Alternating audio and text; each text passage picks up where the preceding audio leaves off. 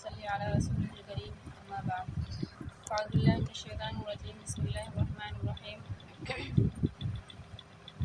آج میں آپ لوگوں کے سامنے سورہ فیل کا ترجمہ پیش کروں گی۔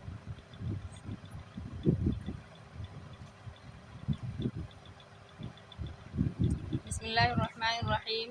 شروع کرتی ہوں اللہ تعالیٰ کے نام سے جو بڑا مہربان نہایت رحم والا ہے۔ الم تر کیف فعل ربک باصحاب الفیل۔ الم تر کیف فعل، کیا تو نے نہ دیکھا کہ تیرے رب نے ہاتھی والوں کے ساتھ کیا کیا۔ الم تر کیف فعل ربک باصحاب الفیل، کیا تو نے نہ دیکھا کہ تیرے رب نے ہاتھی والوں کے ساتھ کیا کیا۔ الم یجعل کیدہم فی تضلیل، کیا ان کے مکر کو بیکار نہیں کر دیا۔ وارسل علیہم طیرا ابابیل، اور ان پر پرندوں کے جھنڈ بھیج دیے۔ ترمیہم بحجارۃ من سجیل، جو انہیں مٹی اور پتھر کی کنکریاں مار رہے تھے۔ ترمیہم بحجارۃ من سجیل، جو انہیں مٹی اور پتھر کی کنکریاں مار رہے تھے۔ فجعلہم کعصف مأکول، بس انہیں کھائے ہوئے بھوسے کی طرح کر دیا۔ الم تر کیف فعل ربک باصحاب الفیل، کیا تو نے نہ دیکھا کہ تیرے رب نے ہاتھی والوں کے ساتھ کیا کیا۔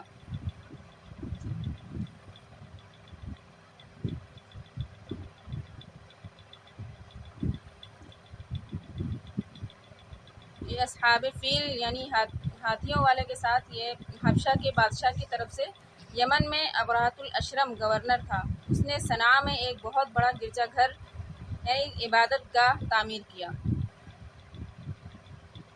اور کوشش کی کہ لوگ خانہ کعبہ کی بجائے عبادت اور حج و عمرہ کے لیے ادھر آیا کریں۔ حبشہ میں ایک بادشاہ تھا، اس نے یہ سوچا کہ یہ لوگ حج عمرہ کے لیے جاتے ہیں مکہ میں عبادت کرنے کے لیے، تو اس نے ایک گرجا گھر بنوایا، عبادت گاہ بنوایا کہ جو لوگ جاتے ہیں عبادت اور حج کے لیے تو وہاں نہ جایا کریں بلکہ ادھر آیا کریں۔ جب یہ بات اہل مکہ اور دیگر قبائل عرب کے لیے سخت ناگوار تھی، چنانچہ ان میں سے ایک شخص نے ابرہہ کے بنائے ہوئے عبادت خانے کو غلاظت سے پلید کر دیا، جس کی اطلاع اس کو کر دی گئی کہ کسی نے اس طرح اس گرجا گھر کو ناپاک کر دیا ہے، جس پر اس نے خانہ کعبہ کو ڈھانے کا عزم کر لیا اور ایک لشکر جرار لے کر مکے پر حملہ آور ہوا۔ کچھ ہاتھی بھی اس کے ساتھ تھے۔ جب یہ لشکر وادی محصر ایک جگہ کا نام ہے، جب یہ لشکر وادی محصر کے پاس پہنچا تو اللہ تعالیٰ نے پرندوں کے غول بھیج دیے، جن کی چوچوں اور پنجوں میں کنکریاں تھیں جو چنے یا مسور کے دانے کے برابر تھی۔ جس فوجی کے بھی یہ کنکری لگتی وہ پگھل جاتا اور اس کا گوشت جھڑ جاتا اور بالآخر مر جاتا۔ خود ابرہہ کا بھی صنعاء پہنچتے پہنچتے یہی انجام ہوا۔ اس طرح اللہ تعالیٰ نے اپنے گھر کی حفاظت فرمائی۔ مکے کے قریب پہنچ کر ابرہہ کے لشکر نے نبی صلی اللہ علیہ وسلم کے دادا جو مکہ کے سردار تھے اونٹوں پر قبضہ کر لیا، جس پر عبد المطلب نے آ کر ابرہہ سے کہا کہ تو میرے اونٹ واپس کر دے جو تیرے لشکریوں نے پکڑے ہیں۔ باقی رہا خانہ کعبہ کا مسئلہ، جس کو ڈھانے کے لیے تو آیا ہے، تو تیرا معاملہ اللہ کے ساتھ ہے، وہ اللہ کا گھر ہے، وہی اس کا محافظ ہے، تو جانے اور بیت اللہ کا مالک اللہ جانے۔ اسی لیے یہاں پہ کیا ترجمے میں کہ کیا تو نے نہ دیکھا کہ تیرے رب نے ہاتھی والوں کے ساتھ کیا کیا، کہ وہ ہاتھی پورا خود اپنا لشکر لے گئے اور ہاتھیوں کو لے کر گئے تاکہ جو خانہ کعبہ کو گرا دیں۔ تو اللہ تعالیٰ نے اپنے گھر کی حفاظت کس طرح کی کہ پرندے بھیج دیے۔ اللہ تعالیٰ نے پرندے کے جھنڈ پورے بھیج دیے اور چنے کے برابر دانے جو کہ گولی اور بندوق سے بھی تیز تھے، جس کے بھی لگتے تھے وہ ایک دم بیکار ہو جاتا تھا۔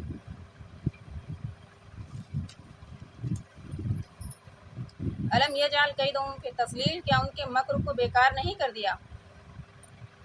یعنی وہ جو خانہ کعبہ کو ڈھانے کا ارادہ لے کر آیا تھا اس میں اس کو ناکام کر دیا۔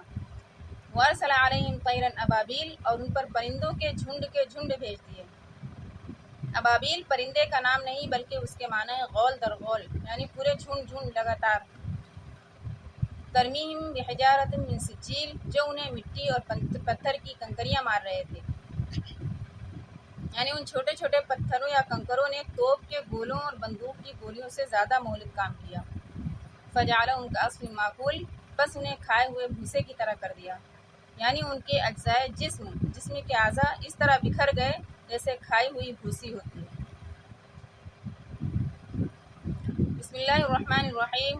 لإلاف قریش کے مانوس کرنے کے لیے، ایلافہم رحلۃ الشتاء والصیف، یعنی انہیں جاڑے اور گرمی کے سفر سے مانوس کرنے کے لیے، فلیعبدوا رب ھذا البیت، بس انہیں چاہیے کہ اس گھر کے رب کی عبادت کرتے رہیں، الذی اطعمہم من جوع وآمنہم من خوف، جس نے انہیں بھوک میں کھانا دیا اور ڈر اور خوف میں امن و امان دیا.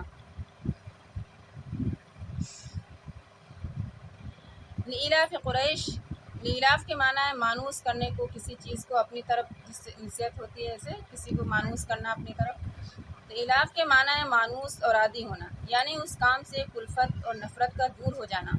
قریش کی گزر ان کا ذریعہ تجارت تھی. سال میں 2 مرتبہ ان کا تجارتی قافلہ باہر جاتا اور وہاں سے اشیاء تجارت لاتا. سردیوں میں یمن جو گرم علاقہ تھا، اور گرمیوں میں شام کی طرف جو ٹھنڈا تھا. خانہ کعبہ کے خدمت گزار ہونے کی وجہ سے تمام اہل عرب ان کی عزت کرتے تھے، اسی لیے ان کے قافلے بلا روک ٹوک سفر کرتے. اللہ تعالیٰ اس صورت میں قریش کو بتلا رہا ہے کہ تم جو گرمی سردی میں 2 سفر کرتے ہو، یہاں بھی بتایا نا کہ ایلافہم رحلۃ الشتاء والصیف کی، یعنی انہیں جاڑے اور گرمی کے سفر سے مانوس کرنے کے لیے. تو اس صورت میں قریش کو بتلا رہا ہے کہ تم جو گرمی سردی میں 2 سفر کرتے ہو، تو ہمارے اس احسان کی وجہ سے کہ ہم نے تمہیں مکے میں امن عطا کیا اور اہل عرب میں معزز بنایا ہوا ہے. اگر یہ چیز نہ ہوتی تو تمہارا سفر ممکن نہ ہوتا، اور اصحاب فیل کو بھی ہم نے اسی لیے تباہ کیا کہ تمہاری عزت بھی برقرار رہے اور تمہارے سفروں کا سلسلہ بھی، جس کے تم خوگر ہو، قائم رہے. اگر ابرہہ اپنے مذموم مقصد میں کامیاب ہو جاتا تو تمہاری عزت و سیادت بھی ختم ہو جاتی اور سلسلہ سفر بھی منقطع ہو جاتا. اس لیے تمہیں چاہیے کہ صرف اسی بیت اللہ کے رب کی عبادت کرو.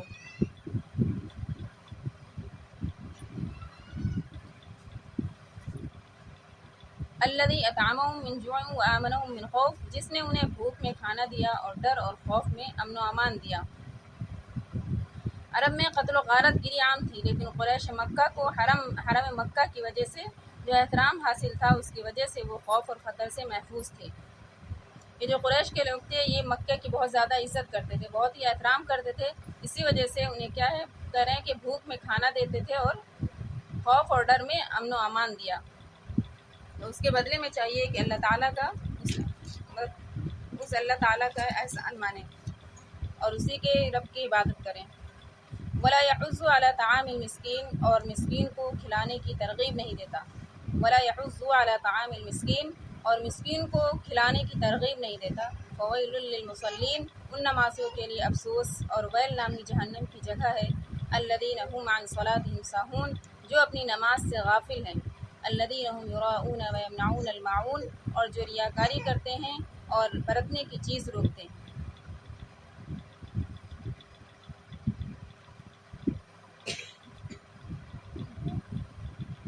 یہ کام وہی کرے گا جس میں مذکورہ خوبیاں ہوں گی، ورنہ یہ یتیم کی طرح مسکین کو بھی دھکا ہی دے گا. فویل للمصلین، ان نمازیوں کے لیے افسوس اور ویل نامی جہنم کی جگہ ہے جو اپنی نماز سے غافل ہیں، ریاکاری کرتے ہیں اور برتنے کی چیز روکتے ہیں. اس سے مراد وہ لوگ ہیں جو نماز یا تو پڑھتے ہی نہیں، یا پہلے پڑھتے رہے ہیں پھر سست ہو گئے، یا نماز کو اس کے اپنے مسنون وقت میں نہیں پڑھتے، جب جی چاہتا ہے پڑھ لیتے ہیں، یا تاخیر سے پڑھنے کو معمول بنا لیتے ہیں، یا خشوع و خضوع کے ساتھ نہیں پڑھتے. یہ سارے ہی مفہوم اس میں آ جاتے ہیں. اسی لیے نماز کی مذکورہ ساری ہی کوتاہیوں سے بچنا چاہیے.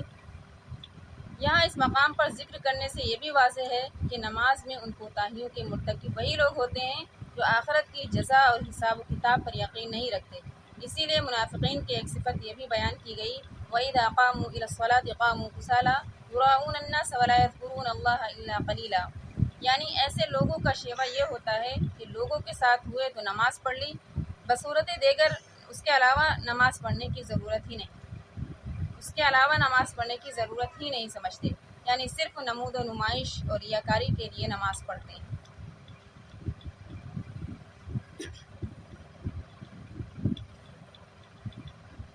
صدق اللہ العظیم.